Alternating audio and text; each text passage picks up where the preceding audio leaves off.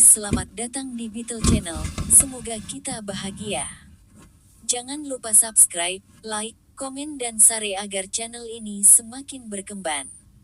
Terima kasih. Bab 1041. Pada pagi biasa ini, Jasper tiba di lokasi konstruksi dengan Julian di belakangnya. Dia tidak memberitahu siapapun tentang kedatangannya dan datang untuk melihat-lihat sendiri. Gedung pencakar langit telah mengambil bentuk awalnya dan fondasi beton dari pemandangan konstruksi utama telah selesai. Dengan itu, sepertiga dari 666 meter gedung pencakar langit sudah dibangun. Matahari yang terik menyinari lokasi konstruksi dan pekerja yang tak terhitung jumlahnya menyibukkan diri di semua sudut lokasi. Deru mesin yang tenang juga bisa terdengar. Bahan konstruksi bertebaran di mana-mana dan ada 6 tower crane setinggi bangunan yang beroperasi di lokasi. Semua ini adalah uang, desah Jasper sambil menatap menara derek yang tergantung di udara. Tower crane ini disewa dengan sewa mingguan. Pemasangan masing-masing 200.000 dan sewa 100.000 lagi terlepas dari apakah itu digunakan atau tidak. Jasper juga harus membayar operator tower crane ini, dan setiap operator yang terampil membutuhkan biaya setidaknya 30.000 sebulan. Saat ini tahun 2000 juga. Jasper telah menghabiskan 3 juta per bulan untuk biaya ini saja. Pria itu merasa hatinya sakit memikirkan pengeluaran-pengeluaran ini selama waktu di mana uang sangat ketat. Namun, biayanya sekarang tidak seberapa dibandingkan dengan keuntungan yang akan dia dapatkan setelah dia berhasil. Hei, siapa kalian? Ini adalah situs konstruksi, semua orang yang tidak berhubungan harus pergi. Jasper mendengar teriakan dari belakang saat dia mengamati konstruksi. Dia berbalik untuk melihat seorang pekerja yang bertugas mengawasi situs berjalan dan berbicara dengan tidak ramah. Namun, Jasper tidak marah meskipun telah diusir secara tidak sopan, terutama mengingat pria itu hanya melakukan pekerjaannya. Sebaliknya, Jasper menjawab dengan senyum bermata sabit, "Aku hanya melihat-lihat ketika aku lewat. Aku akan pergi sekarang." Pekerja itu melambaikan tangannya dan berkata, "Lakukan saja, kami tidak dapat bertanggung jawab jika terjadi sesuatu pada Anda. Saya tidak mengerti Anda orang. Lagi pula apa yang harus ditonton? Meski begitu, kalian hanya muncul setiap hari untuk melihat-lihat." Jantung Jasper berdegup kencang ketika mendengar ini, dan pria itu mengeluarkan sebatang rokok dari saku dadanya sambil tersenyum. "Apakah banyak orang datang untuk melihat-lihat, Pak?" Melihat itu adalah rokok cewek, sikap pekerja itu langsung cerah dan dia menjawab, "Tepat. Itu masih baik-baik saja pada awalnya ketika hanya orang-orang penasaran yang datang karena penasaran, tetapi itu berubah ketika sekelompok orang segera mulai menyelinap masuk untuk mengambil gambar. Mereka tidak mengatakan atau melakukan apapun selain mengambil gambar. Siapa yang tahu apa yang dilakukan orang-orang itu? Lihat betapa berbahayanya lokasi konstruksi.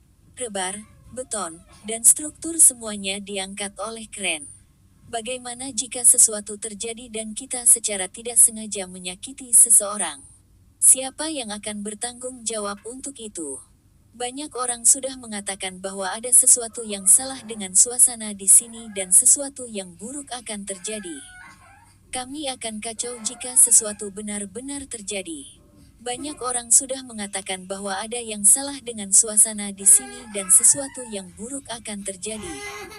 Jasper menyipitkan matanya dan mengulangi kalimat itu. Pada saat ini, bahkan Julian menyadari bahwa seseorang sedang mencoba untuk diam-diam menyabotase gedung pencakar langit atau menyerang Jasper sendiri. Ketika datang ke konstruksi di dalam negeri, baik itu untuk penggunaan komersial atau perumahan, atau bahkan perumahan yang dibangun petani untuk diri mereka sendiri, ada satu hal yang ditakuti secara universal. Lokasi berhantu. Warga negara lebih suka bermain aman daripada menyesal nanti, jadi saat konstruksi apapun dicurigai berhantu, orang pasti akan mulai menghindarinya. Jika masalah seperti itu muncul, skenario kasus terbaik adalah orang-orang akan berkomentar dan memfitnahnya, Sementara skenario kasus yang lebih buruk akan mengakhiri proyek konstruksi lebih awal. Dalang di balik ini benar-benar kejam. Namun, pekerja itu sepertinya menyadari bahwa dia salah bicara. Ekspresinya sedikit berubah dan dia akan mengklarifikasi dirinya sendiri ketika mereka mendengar teriakan tiba-tiba terdengar dari ujung lain dari lokasi konstruksi. Oh tidak, seseorang jatuh dari atas sana. Saya pikir dia akan mati. Bab 1042. Teriakan itu menyebabkan seluruh situs menjadi gempar. Pekerja yang tak terhitung jumlahnya bergegas menuju lokasi dan lokasi konstruksi yang tertib segera meletus menjadi kekacauan. Jasper dan Julian bergegas menuju tempat kejadian saat itu terjadi, sehingga pekerja dari sebelumnya bahkan tidak bisa menghentikan mereka tepat waktu. Bukan karena dia punya waktu, karena dia segera bergegas ke kantor untuk mencari orang yang bertanggung jawab. Julian masih seorang pria terlatih, jadi dia berlari paling cepat dan tiba di tempat kejadian lebih dulu. Dia melirik dan segera berbalik untuk menahan Jasper. Jangan lihat, Jasper. Ini sedikit meresahkan. Jasper mendorong Julian menjauh dan berjalan ke depan. Apa yang dia lihat selanjutnya lebih mengerikan daripada adegan dari film horor. Jatuh dari ketinggian, pria itu pasti akan mati jika bukan karena pagar pengaman dan jaring pengaman di sekitar konstruksi. Jasper melihat seorang pria muda terbaring di lantai, tubuhnya berkerut aneh saat rengekan lemah keluar dari mulutnya sementara dia menggigil di tempat. Pemandangan itu mengejutkan banyak pekerja yang bergegas. Meskipun tidak jarang kecelakaan terjadi di lokasi konstruksi, itu adalah perasaan yang sama sekali berbeda untuk melihatnya dengan mata kepala sendiri. Kulit Jasper juga memucat. Dia tidak mengharapkan hal seperti ini terjadi di gedung pencakar langitnya sendiri. Ekspresinya segera menjadi gelap. Itu menjelaskan mengapa Julian tidak ingin dia melihatnya. Saat itu, petugas keamanan dan manajer proyek yang bertanggung jawab atas lokasi juga bergegas. Ekspresi mereka berubah seketika pada pemandangan yang tragis. Petugas keamanan adalah seorang pria dengan pelatihan profesional, jadi dia segera berteriak, berhenti mencari. Semua orang kembali. Amankan area dan hentikan semua pekerjaan konstruksi untuk sementara. Hubungi 911. Di bawah upaya petugas keamanan dan sekelompok petugas yang bertanggung jawab atas pemeliharaan situs, ketertiban segera kembali ke daerah tersebut. Saat keadaan akan tenang, sepasang suami istri berlari dari jauh. Mereka mengenakan jaket konstruksi, jadi itu menunjukkan bahwa mereka adalah pekerja di sini. Oh, anakku. Wanita itu menatap pria muda yang tergeletak di tanah dan meratap. Sebagai seorang ibu, hanya dengan satu pandangan saja dia tahu bahwa ini adalah putranya. Dia hendak menerkam tubuh lemahnya, hanya untuk ditahan oleh petugas keamanan. Tolong tenang, Nyonya, kata petugas keamanan. Bagaimana saya bisa tenang? Itu anakku. Wanita itu meratap. Pria di sampingnya memucat dan tergagap ketika dia bertanya, bagaimana ini bisa terjadi? Dia baik-baik saja pagi ini. Bagaimana dia tiba-tiba jatuh? Beberapa orang mengatakan bahwa lokasi konstruksi kami memiliki getaran buruk, bahwa kami telah membuat marah para dewa. Itu tidak mungkin nyata, kan? Seseorang tiba-tiba bertanya dari antara kerumunan. Kata-kata itu menyebabkan ekspresi semua orang segera berubah. Saat itu siang hari dan matahari terik di atas, namun semua orang tampaknya merasakan embusan angin dingin dari bawah kaki mereka ke kepala mereka. Omong kosong apa itu? Petugas keamanan berteriak, ini adalah abad ke-21. Tahayul abad pertengahan macam apa itu? Tidak ada yang diizinkan untuk membicarakan hal ini lagi, dan saya akan mengejar siapapun yang mengungkitnya lagi. Dipahami. Sebagai orang yang bertanggung jawab atas keselamatan seluruh lokasi konstruksi, kata-kata pria itu memiliki sedikit otoritas. Dengan demikian, semua orang segera menutup mulut mereka. Paling tidak ada yang akan membicarakannya di depannya. Apa yang terjadi secara pribadi di luar kendali petugas keamanan. Bertukar pandang dengan manajer proyek, petugas keamanan akan berbicara ketika dia melihat Jasper dan Julian berdiri di samping. "Dari mana kalian berdua?" Petugas keamanan bertanya dengan cemberut. Saraf Jasper juga menjadi tenang dan dia menjawab, "Kami hanya lewat, jadi kami datang ke sini untuk melihatnya."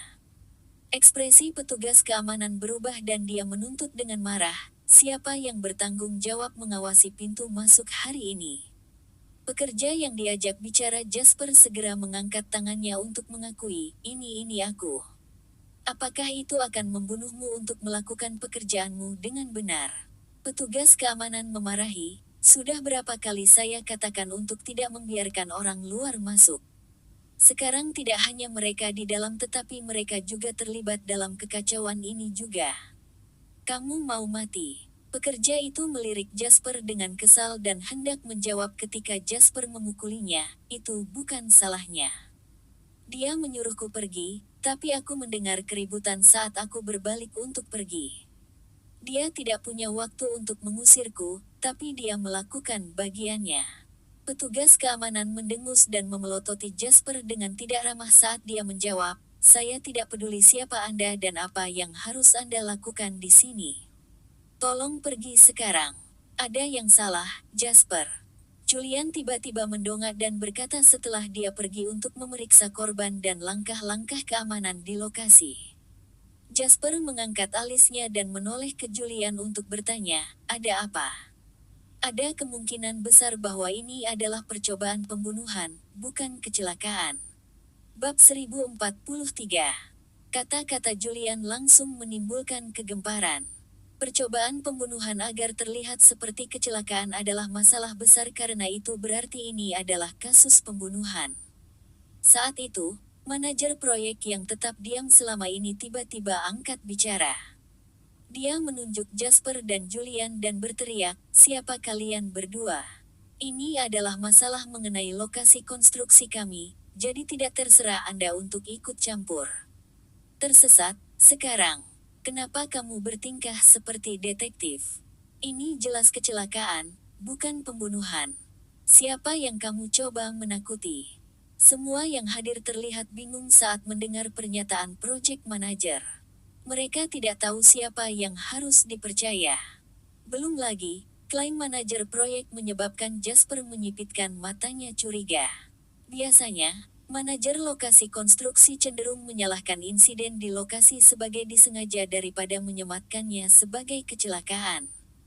Lagi pula, para manajer harus menghadapi tanggung jawab atas kecelakaan, dan kasus-kasus serius bahkan diajukan di bawah hukum pidana.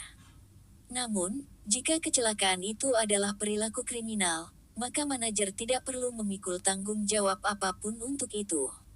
Oleh karena itu, sikap manajer proyek ini sangat tidak wajar. Investigasi sederhana akan memberitahu Anda apakah ini kasus percobaan pembunuhan atau bukan. Saya tidak akan menuduh siapapun tanpa dasar. Saya memeriksa langkah-langkah keamanan Anda dan tidak ada masalah besar dengan itu. Makanya, pasti ada yang tidak beres sehingga kecelakaan seperti ini terjadi di lokasi, jawab Julian tenang. Manajer proyek memelototi Julian dengan kasar dan meraung, "Ini tidak ada hubungannya denganmu. Anda akan keluar sekarang jika Anda tahu apa yang terbaik untuk Anda. Kalau tidak, aku akan menyuruh seseorang mengusirmu." "Kamu sangat mengesankan," Jasper berbicara dengan dingin, menatap manajer proyek. Manajer proyek mengejek dan menjawab, "Saya adalah manajer proyek jadi saya yang paling banyak bicara di sini, di lokasi. Belum lagi kalian berdua adalah orang luar, jadi siapa yang tahu untuk apa kalian berdua datang ke sini? Apa salahnya aku meminta kalian berdua pergi? Seseorang terluka parah di sini di lokasi konstruksi dan alih-alih memikirkan bagaimana menyelesaikan situasi, Anda sibuk berdebat dengan kami. Apakah kamu takut kita akan menemukan sesuatu?" tanya Jasper. Ekspresi manajer proyek segera berubah dan dia meraung, "Apa maksudmu?" Manajer proyek yang tinggi dan lebar itu kemudian berjalan untuk mendorong Jasper dengan agresif. Tidak mungkin Julian membiarkan itu terjadi. Pria itu maju selangkah untuk berdiri dengan protektif di depan Jasper. Dia menyipitkan matanya dan menatap manajer proyek, memperingatkannya, "Saya akan memotong tangan manapun yang Anda gunakan untuk menyentuh bos saya hari ini." Aura Julian sangat menekan. Manajer proyek adalah orang biasa, dan dia segera menyerah pada aura mengancam Julian. Ekspresinya memucat dan dia mengambil langkah mundur secara naluriah. Namun, manajer proyek tampaknya menyadari betapa memalukan tindakannya, jadi dia mengatupkan rahangnya dan menggonggong. "Kamu sama sekali tidak punya rasa hormat. Aku tidak percaya kalian berdua orang luar berencana untuk menyerangku. Saya bukan orang luar. Anda akan segera mengerti," kata Jasper kepada manajer proyek dengan acuh tak acuh. Manajer proyek mengejek dan menjawab, "Oh, Anda pikir Anda dapat melakukan apa yang Anda inginkan hanya karena Anda memiliki beberapa tingkat kekuatan.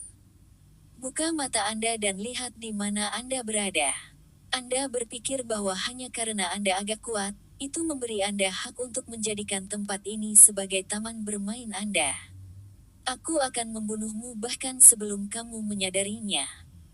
Sejak pria itu mulai bekerja sebagai manajer proyek lokasi konstruksi untuk gedung tertinggi di dunia, dia telah dibesarkan dan dinaiki di atas kuda tinggi oleh orang-orang di sekitarnya. Dia memiliki otoritas paling besar di lokasi, dan pekerja konstruksi, pemasok bahan baku, dan bahkan bisnis real estate lainnya di Waterhouse City sering memperhatikan perilaku mereka di sekitarnya. Seiring waktu perlahan berlalu, dia mulai menganggap dirinya sebagai orang penting. Dia tidak takut pada siapapun sekarang karena JW mendukung tindakannya. Dia baru saja selesai berbicara ketika sekelompok besar orang tiba-tiba bergegas. Mereka semua adalah eksekutif senior cabang JW Real Estate Waterhouse City. Dengan pengecualian Sean, yang tidak hadir, semua orang yang bergegas memegang posisi tertinggi di dalam cabang. Secara keseluruhan, 2 wakil presiden dan 4 manajer departemen ada di sini. Kedua wakil presiden yang memimpin kelompok itu merasa lutut mereka lemas ketika melihat Jasper. Mereka tidak berani membuang waktu lagi saat mereka bergegas dan menyingkirkan manajer proyek yang masih berteriak-teriak. Mereka menyapa Jasper dengan sopan. "Kami tidak tahu Anda akan datang, Tuan Lain. Kami mohon maaf karena tidak menyambut Anda pada saat kedatangan Anda." "Bapak Lain." "Apa Tuan Lain?" Semua orang yang hadir tercengang. Petugas keamanan menatap Jasper dengan mata terbelalak tak percaya. Sementara itu, manajer proyek ternganga kaget seolah-olah kepalanya dipukul. Jasper memandang sekelompok orang dan berkata dengan tenang, "Sekelompok orang berbakat apa yang Sean temukan padaku, ya. Sean adalah atasan dengan peringkat tertinggi di perusahaan real estate, sementara Jasper adalah atasan dengan peringkat tertinggi di Sean." Manajer proyek itu terlalu rendah peringkatnya untuk mengenali Jasper, tapi dia pasti tahu siapa Sean. Sean adalah atasan-atasannya. Namun, di sini Jasper menggunakan nama Sean untuk memarahi mereka semua. Karena itu, dia dengan cepat mengerti bahwa Jasper adalah seseorang yang tidak bisa dia sakiti sama sekali. Seketika, manajer proyek merasakan butiran keringat dingin di sekujur tubuhnya meskipun panas menyengat di atas. Bersambung, terima kasih telah menyaksikan dan mendukung channel ini.